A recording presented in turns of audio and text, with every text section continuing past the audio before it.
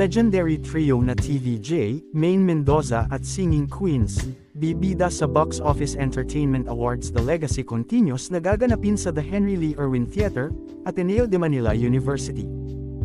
Isa nga sa mga napiling mag-perform sa nasabing event ang Eat Bulaga Singing Queens.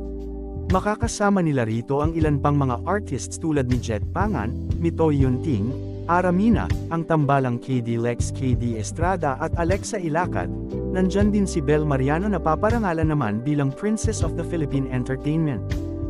Gagawaran naman si Dabar Cats Maine Mendoza bilang Female TV Host of the Year, makakasama niya sa parangal na ito si Kim Chu. Samantalang gagawaran naman ng box office iconic stars for television ang trio nila Tito Zen, Bossing Vic Soto at Joey De Leon. Kung ang TVJ ang iconic stars ng Philippine television, sila Vilma Santos at Christopher De Leon naman ang para sa Philippine movies.